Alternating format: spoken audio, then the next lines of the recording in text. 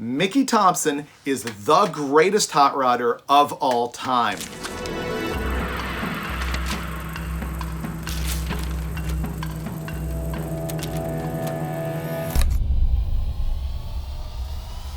So, Mickey Thompson, like, you've seen the MT valve covers, you've seen MT tires, we're talking about the same Mickey Thompson, the guy who was the first American to go 400 miles an hour. But the reason I say he's the greatest hot rodder goes way beyond that. This guy was on fire all of the time. He did more things in hot rodding in more different venues than anybody.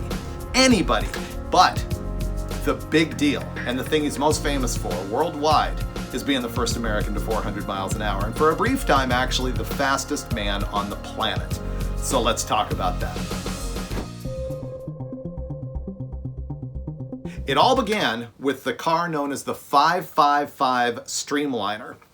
Now, Mickey Thompson and his friend and mechanic forever, Fritz Voigt, they ended up building this car, and it was supposed to be a streamlined dragster, although it doesn't really look like one. It had that complete bodywork on the thing, and it was powered by 2 Chrysler Hemis, and the jerry cans that were like in the engine compartment were for a total loss cooling system. Basically, it would just chuck water out into those cans, which just tells you how rudimentary this whole thing is. And each Chrysler Hemi powered 1 axle, so it was 4-wheel drive. It had quick changes in both ends, solid, no suspension whatsoever. It was just a marvel of engineering at the time. They had built it as a drag car, and they say that Mickey Thompson and Fritz Voigt were on their way to the drag races, the NHRA Nationals in Oklahoma, when they were like, hey, you know what? The Bonneville National Speed Trials are going on at the same time. Let's take the car to the Bonneville Salt Flats and run it just for tune-up purposes. Now, I don't think that's completely true. I think they were completely prepared for Bonneville when they left for home, because they had some Firestone Bonneville tires, and they had some spun aluminum wheel discs for the thing. They already had 555 painted on the side, and the 3 numbers in a row like that is traditional for a Streamliner in the SCTA. So they go out there and they start running this thing. And first of all on gas, then they put the engines on alcohol, then they put the front engine on nitro and the rear engine stayed alcohol, then both of them on nitro. And in the process of doing all this and going faster and faster, the land speed tires actually grew, and they ended up rubbing the body. And if you look at the photos of the car back home at Mickey Thompson's El Monte, California house, you can see where the sheet metal is just completely cut out around the front, and there's a square sheet metal cut out of the top of the rear of the body. And they did that because those tires were rubbing. But ultimately, they set a record at 266.866 miles an hour with this thing, and set a higher top speed. Now, let me explain this for a minute. To set a record at Bonneville, or in most land speed racing, you have to make 1 run to qualify for the record, meaning going faster than the existing record, and then you have to run a second time to back it up. And so sometimes you'll get a higher mile an hour on one of the other runs, and you take the average of the 2, and that's the record. Well, in this case, that record was 266 and change, but the top speed of the 555 Streamliner was 294.117 miles an hour. Mind-blowing at the time. Hot Rod Magazine said it was the single fastest hot rod anywhere. And so that got Mickey's mind going. He started thinking, he was like, you know what? I can take the ultimate land speed record. And at the time, that was held by an Englishman named John Cobb, and he had done it in 1947. His record was 394 miles an hour and change, and because of that whole 2-run backup thing, he had made a faster run at 402 miles an hour. And so Mickey knew that was his bogey. He needed to go faster than 402. Later in 1958, Mickey designed a pair of models for a new 400-mile-an-hour Streamliner concept, and he began hunting sponsors. Chrysler blew him off. Bunky Knudsen at Pontiac didn't. And this model shows the final design for the Streamliner that would become known as Challenger 1. The car would be 4-wheel drive and powered by 4 engines at once. Pontiac sent 4 used 389 V8s, and the crew of volunteers began to shape the chassis around them in Mickey's home shop in El Monte, California. Here you can see the front axle with two quick and change ring and pinion units. Each engine powered one quick change, so two engines powered each end of the car. The skin was hand-formed out of aluminum over a wooden buck built by Mickey's dad. I think the guy working the hammer is Don Borth, who is also known for creating the body. Imagine the difficulty of planning linkage to open 32 throttle blades and to activate 4 clutches at once. That was nothing compared to getting 4 1937 LaSalle transmissions to manually shift at the same time. The axles were rigidly mounted, there was no suspension at all, and they steered using ball ends like you'd find on a 3/4-ton 4x4 truck at the time. Mickey once claimed in a TV interview that an ounce of tire rubber weighed 9,000 pounds when corrected for centrifugal force at 400 miles an hour. That meant custom magnesium wheels by Halabrand and special tires by Goodyear with really thin rubber and carrying 100 psi. Spun aluminum discs covered the wheels for presumed aerodynamic advantage. There was no wind tunnel involved.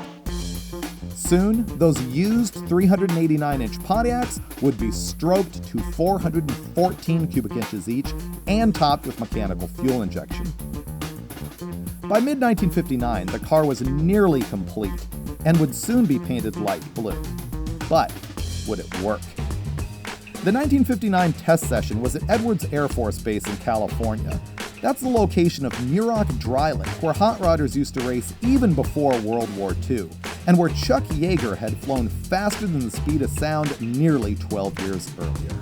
Thompson would ride in the car nearly prone, his feet up at shoulder level and gauges between his thighs. There was virtually no roll bar. The test wasn't what you'd hoped for. They went 250 miles an hour in second gear, but the car spun out at that speed probably because of handling problems with the parachute. Even so, the team had gathered the information that they wanted. They were ready to leave the hard-packed dirt and silt of the dry lake and move on to the 11-mile track at the Bonneville Salt Flats. Now it's August of 1959 at the Bonneville Salt Flats, and you can tell these guys have stepped up their game. As a matter of fact, there was a full jet that was there that landed on the salt, and they parked underneath the wing for shade. They had the thing all lettered to reveal that the name of the Streamliner was the Challenger 1. It was still in its light blue trim, it was all lettered up, they were all raring to go, but unfortunately, they were only able to get the car to go 362 miles an hour. Now, this was a devastating blow to Mickey and to Voight and to the entire crew, but the world was able to see that something was going on and that Mickey was going to be able to make this happen.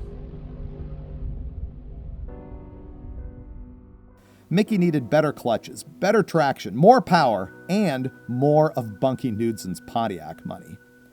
And money was really an issue at this point. This is where Mickey really began to become an astute marketer, and in early 1960, he staged an event just for PR. He went to March Air Force Base and took 3 FIA speed records previously held by the Germans, and therefore winning hometown accolades. The car was a Pontiac-powered Dragmaster chassis with a custom body, once again by Don Borth, and the car was called Assault. Now it's August of 1960 and the Challenger 1 is back at the Bonneville Salt Flats for Speed Week, or the Bonneville Nationals. Now, there were some important changes to the car. It had been painted a much nicer blue. It had wheel enclosures that were more for aerodynamics, but most importantly, it now had superchargers on all 4 Pontiac engines. Reports at the time were that it made somewhere between 2,000 and 3,000 horsepower, and a Goodyear film at the time said that the car weighed 7,000 pounds. Now, when they showed up at Bonneville, unfortunately, the track was junk. As a matter of fact, a local racer, Ethel Graham, was killed at Bonneville that year trying to run his 300-mile-an-hour car over the rough surface, and he rolled the thing and unfortunately perished. But that didn't stop Mickey from at least making some test runs, and they had string taped all over the car, once again showing you what things were like at the time. There was no wind tunnel. What they would do is tape the string on, and they would go make a run and look at film or photos and see what the string was doing and estimate what to do aerodynamically. And they were able to make some changes to the car, but the track was so bad that they didn't run during Speed Week for the record.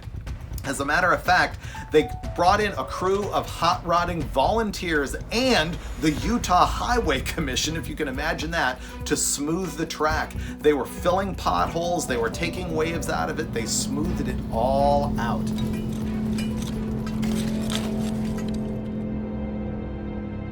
And then they came back in early September and they started making some runs with the Challenger 1, getting the thing tuned up, working it out, and finally, on September 9th, 1960, Mickey Thompson in the Challenger 1 went 406.60 miles an hour, exceeding everything Cobb had done, exceeding that 402 mile an hour run.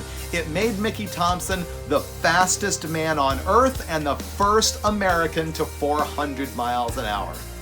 Now the bad news. Remember that whole thing about how records have to go two ways? Well, they went to back up the record and failed. And there's a lot of lore surrounding this too. You'll often see reported that it lost a drive shaft. Fritz Voigt, the mechanic guy, in his later years said that one of the transmissions didn't actually complete a shift and over-revved and blew up. But one way or another, the car just wouldn't back up the run. But ultimately, it didn't matter because the legend was set.